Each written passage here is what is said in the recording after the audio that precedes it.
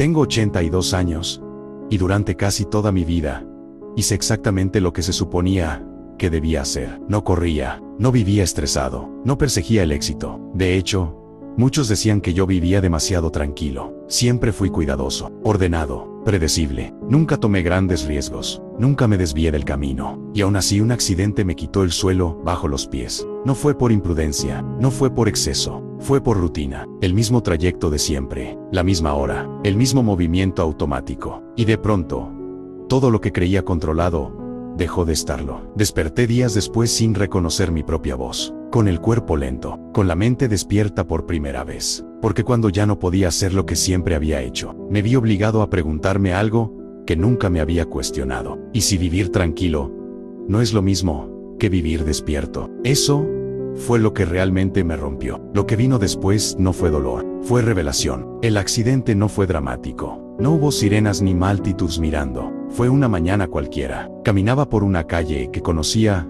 desde hacía más de 30 años. El semáforo en verde, el paso seguro, un coche no me vio, o quizá yo no lo vi a él. Sentí el golpe antes de escucharlo, luego el suelo, luego nada. No fue el impacto lo que más daño hizo, fue la forma en que mi cuerpo cayó. Desperté en el hospital con la mitad del cuerpo inmóvil, y una frase que se repetía a mi alrededor: con suerte volverá a caminar. No era una sentencia, era una posibilidad. El diagnóstico fue claro: daño neurológico, recuperación incierta, tiempo, mucho tiempo. Lo irónico es que siempre fui cuidadoso, nunca me expuse, nunca me salí del camino, y aún así, el accidente llegó. Ahí entendí algo que nadie te dice cuando eres joven: la seguridad no es un escudo. Y lo que vino después no fue miedo al futuro, sino la necesidad de revisar todo lo que había dado por sentado. Al principio no sentí miedo, sentí desconcierto. Había hecho todo bien, había seguido las reglas, había elegido siempre el camino seguro, y aún así estaba ahí, mirando un techo blanco, dependiendo de otros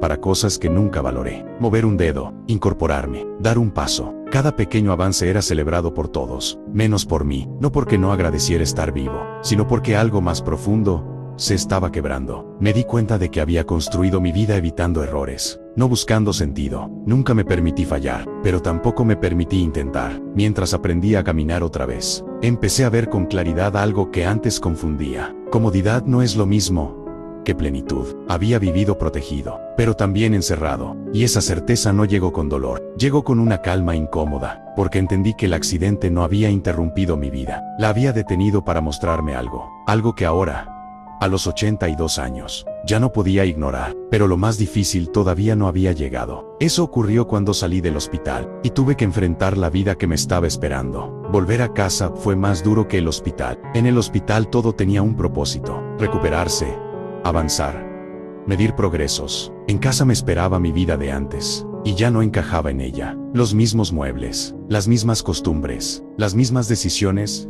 repetidas durante años. Pero yo ya no era el mismo. Cada objeto parecía decirme: vuelve a ser quien eras. Y por primera vez, no quise, no porque estuviera resentido, sino porque entendí algo tarde. Pero claro, había vivido una vida correcta para no incomodar a nadie, ni siquiera a mí mismo. El accidente me quitó velocidad, pero me dio algo que nunca tuve: fricción. Todo requería intención, nada era automático. Y en esa lentitud obligada, empecé a notar algo inquietante. Cuando la vida deja de ser cómoda, empieza a ser honesta. Ahí apareció la enseñanza que quiero dejarte, a ti que eres joven y crees que siempre habrá otro momento, pero aún no te la diré, porque antes tengo que contarte la decisión que tomé cuando entendí que ya no podía volver a vivir como antes. Tomé una decisión pequeña, casi ridícula para alguien de mi edad. No fue mudarme, no fue empezar algo grande, no fue cambiar de vida, fue decir sí a algo que siempre había rechazado. Un vecino me invitó a acompañarlo a un lugar que nunca me interesó. Siempre decía que no, por costumbre, no por razones reales. Esa vez dudé, mi cuerpo no estaba listo, mi mente sí. Acepté. No salió perfecto, me cansé rápido, tuve que sentarme, me sentí torpe, pero algo ocurrió mientras estaba ahí, respirando lento, sin apuro. Me di cuenta de que durante años había confundido control con bienestar. Pensé que evitar incomodidades era sabiduría. No lo era, era miedo bien vestido. El accidente no me enseñó a vivir rápido, me enseñó a arriesgarme a sentir. Y cuanto más lo hacía, más claro veía lo que quería decirte a ti: que aún tienes el cuerpo entero y el tiempo por delante. Pero antes de decírtelo, tengo que contarte la última cosa que entendí, la que le da sentido a todo. Con cada pequeño sí algo empezó a cambiar, no en mi cuerpo, en mi forma de estar en el mundo. Empecé a notar cuántas veces, en el pasado, había dicho no sin pensarlo, no por falta de interés, sino por mantener todo bajo control. Siempre creí que una vida estable era una vida bien vivida. Ahora entendía que también puede ser una vida no cuestionada. El accidente no me volvió valiente de repente, me volvió consciente, consciente de que muchas de mis decisiones no nacieron del deseo, sino del hábito, del así se hace, del mejor no. Y lo más duro fue aceptar esto. Nadie me obligó a vivir así, yo lo elegí, sin darme cuenta. A los 82 años, comprendí que no hay nada más peligroso que una vida en la que nunca pasa nada malo, porque tampoco pasa nada que te despierte. Por eso, cuando los jóvenes me preguntan qué aprendí del accidente, no les hablo del dolor, ni del hospital, ni de la rehabilitación. Les hablo de lo que entendí cuando ya no pude volver atrás. Pero es enseñanza, es así, merece decirse con claridad. Hubo una tarde en la que me senté solo, sin hacer nada, nada que mejorar, nada que organizar, nada que controlar. Y fue ahí cuando entendí la diferencia entre la vida que tuve y la vida que podría haber tenido. No me faltaron oportunidades, me faltó permiso. Permiso para probar, permiso para incomodarme, permiso para no hacerlo todo bien. El accidente no me quitó años. Me quitó la ilusión de que siempre habría un después, y eso fue brutal, pero también fue honesto. A los 82 años, comprendí que el mayor riesgo no es equivocarse, es vivir tan protegido, que nunca descubres quién podrías haber sido. Eso es lo que quiero que escuches tú,